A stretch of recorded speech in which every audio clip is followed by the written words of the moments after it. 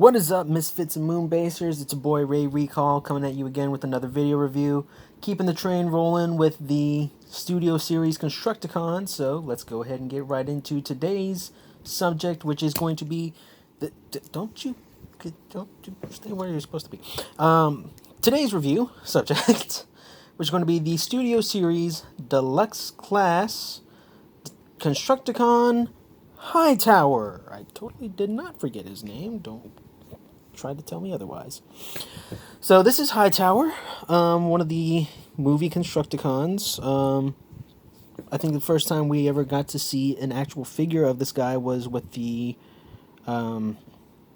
micro combiner for the movie Devastator, and then I think the second one was just happened to be a hand, but it was still called Hightower. I don't know.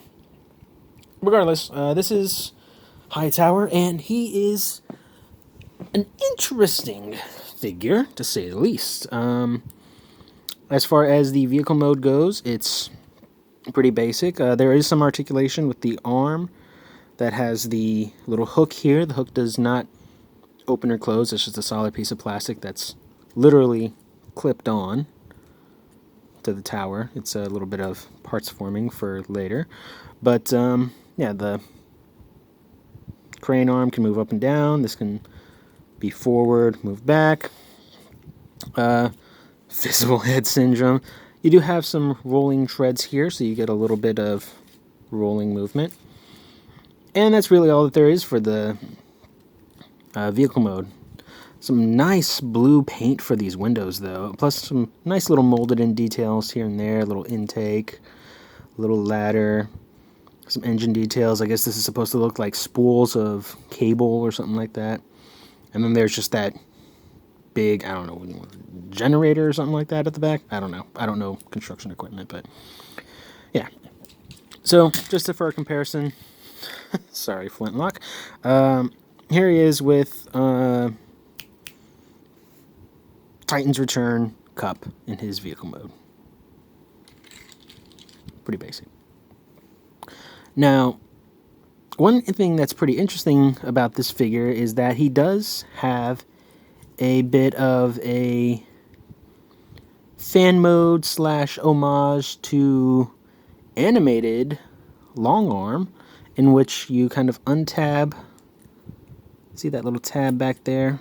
You want to untab the tread from this armature, collapse the tread down. Do that same thing on the other side.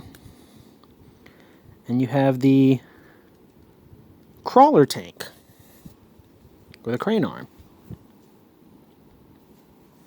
Just something you can do. I thought that was pretty cool. But that is pretty much it for that mode. So, without further ado, let's go ahead and get into the robot mode. So, what you want to do for robot mode is you want to take these, extend them all the way out. Just have them out here. You want to come to this section, start moving it forward just so it's out of the way for now.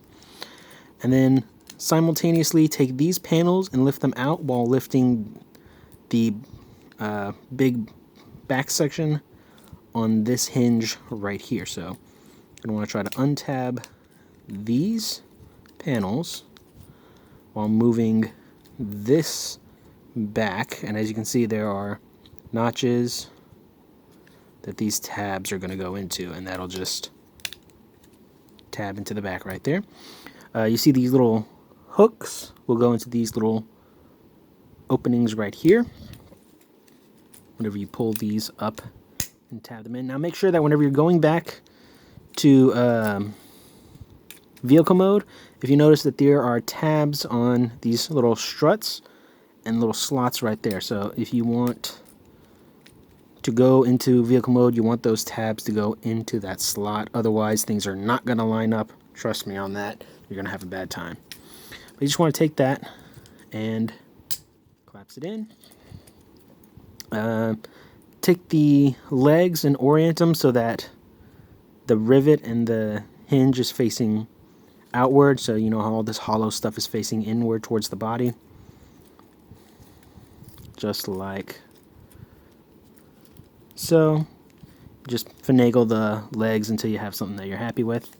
Then coming back here, you want to take the crane arm, and there is a, where's that screw? There's a hinge right at this point that'll allow you to drop that arm back and kind of condense it up a little bit.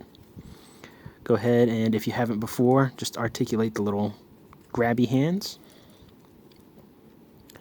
And then you're almost done. What you want to do is you want to take this head section, lift it up, and then grabbing the outside of the neck section, not the actual body, but the outside of the neck section, push forward.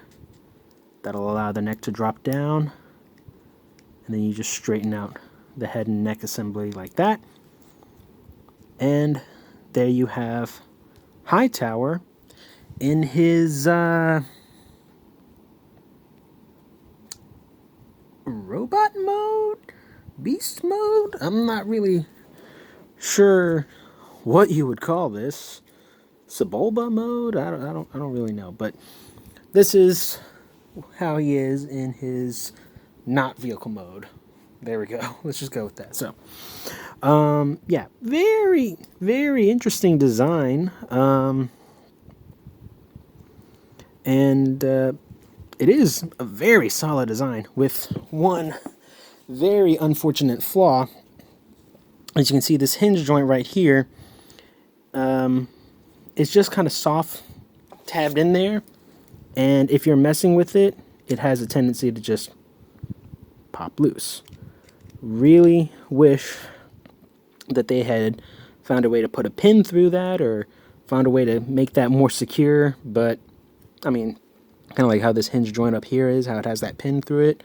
But no, it just kind of flops around sometimes, and sometimes it just completely pops out. So, yeah, but fortunately, we can use that to get a look at the head sculpt right there.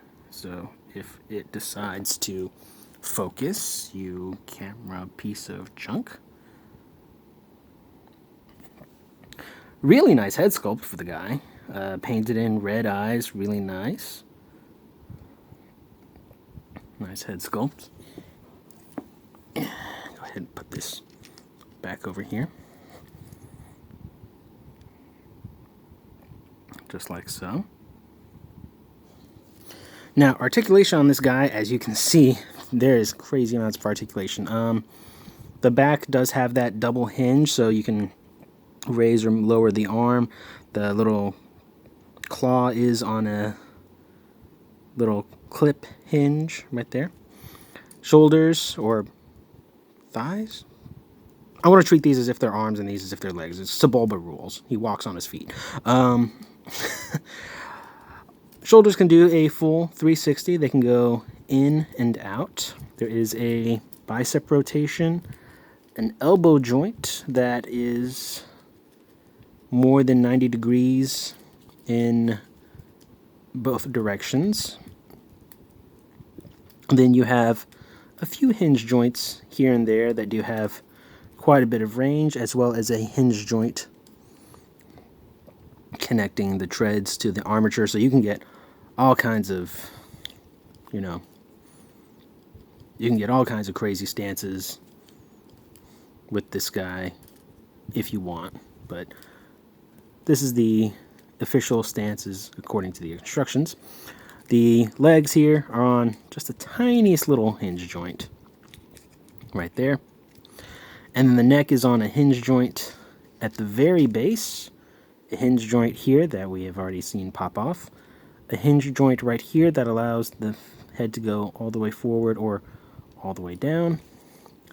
And then the head itself is connected to that armature via a ball joint, so you can have him tilt his head 360 degrees if you want. Yeah. So there you have that. Now for a size comparison, here he is with the only other Deluxe in the Constructicon team, Deluxe Scrap Metal. Here he is with Dinobot Scorn. Looks pretty nice. And here he is with Deluxe Ironworks, because why not? Yep. Now, how do I feel about this figure? Well, on his own, he is a very sturdy little figure. Like I said, on my copy, this hinge right here pops off. It might be a case of your mileage may vary, but I haven't seen very many people review this figure, so I wouldn't know if that's a line-wide issue or if that just happens to be my janky copy. He is very stable for having all those crazy joints, so you can get him some pretty interesting and dynamic poses.